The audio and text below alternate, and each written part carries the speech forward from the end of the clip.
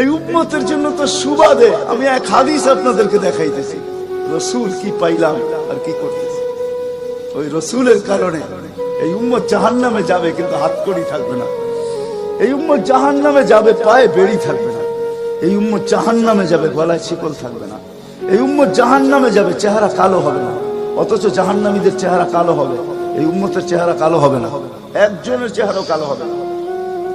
ফেরেশতা জিজ্ঞেস করবে, আল্লাহ চেহারা তো ঝকঝকে, গলায় নাই শিকল, পায়ে নাই বেড়ি, হাতে নাই হাতকড়ি, এটা আবার কি পাঠায় দিলেন? তো আল্লাহ জবাব দিবে, আমার বন্ধুর উম্মত, খবরদার। তো ফেরেশতা মালিক জিজ্ঞেস করবে, দারোগা হাতকড়ি নাই কেন? বলছে, যেই হাত উঁচুতে ব্যবহার হয় ওটা হাতে হাতকড়ি লাগে না। যেই পাও মসজিদের দিকে চলে ওই পায়ে বেড়ি লাগে না। যেই কপাল আমার কুদরতি পায়ে জীবনে একবারও আমাকে পাওয়ার জন্য ঠেকায়া দিছে, সেজদা করছে, ওই চেহারা কোনোদিন কালো হয় না, গলায় কোনোদিন চিকন লাগে না। 3 জায়গায় আগুন লাগাবে না, খবরদার। চেহারায়, হাতে, পায়ে, বাকি শরীরে লাগায় দাও। আগুনকে যখন মালিক হুকুম দিবে ধরার জন্য, আল্লাহ আমাদেরকে শিখায় দিবে, স্মরণ করায় দিবে, আমরা কলেমা পড়তে থাকবো।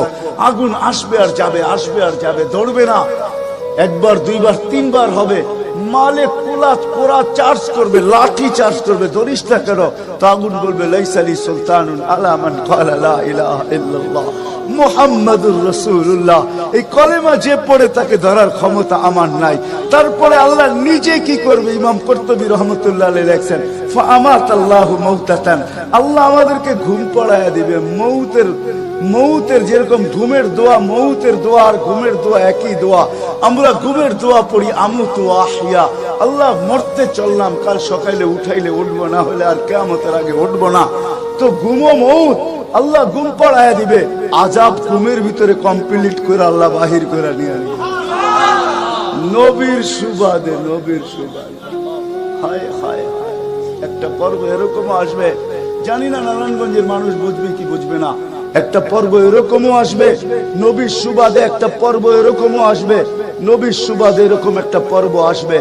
আল্লাহ জিবরিলকে ডাইকা বলবে যে আরশের সাথে কান লাগাও। তো দেখবে যে আরশের সাথে কান লাগা একটা ক্ষীণ আওয়াজ আসতেছে, যেইখানতে বলতেছে, হান্নান মান্নান আনকিযনি, ও হান্নান মান্নান আমাকে বাঁচানা। তো জিবরিল বলবে, বড় ক্ষীণ আওয়াজ, হান্নান মান্নান বলে বাঁচাইতে বলতেছে। বলছে, জিবরিল দৌড়ে যাও, আমার বন্ধুর উম্মত আমাকে বাঁচানোর জন্য ডাকতেছে। জিবরিল যাবে দোজখের কাছে, মালিকের কাছে যাবে। মালিক লিস্টি দেখা বলবে, কেউ বাকি নাই, আখরাস তো সবাইকে বাহির করে দিছি।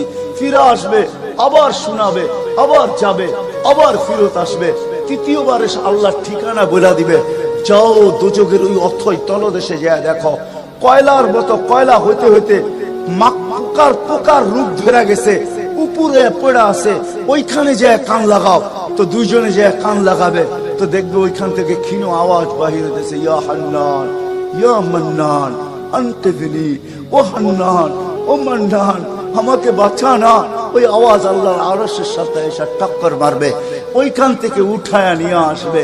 বলবে, আমার বন্ধুর উম্মত উঠায়া নিয়ে আস, আমি ওয়াদা করছি আমার বন্ধুকে রাজি করে ছাড়বো। আমি ওয়াদা করছি, লা ইউখজিহি ফি উম্মতিক, তার উম্মতের ব্যাপারে আমি কপালে ভাঁজ করতে দিব না। আমার কথা কিন্তু শেষ জায়গায় চলে আসছে। ওই রসুল, ওই নবী আমাদেরকে আল্লাহ দিয়েছেন আমাদেরকে জান্নাতে নিয়ে যাওয়ার জন্য। মেরে দোস্ত, শুধু ওনার অস্তিত্ব না, উনি একটা আদর্শ নিয়ে আসছেন, উনি একটা ক্যারিয়ার নিয়ে আসছেন, উনি একটা জীবন নিয়ে আসছেন। যেই জীবনের একটা সুন্নত যদি কেউ তার নিজের জীবনে প্রতিফলিত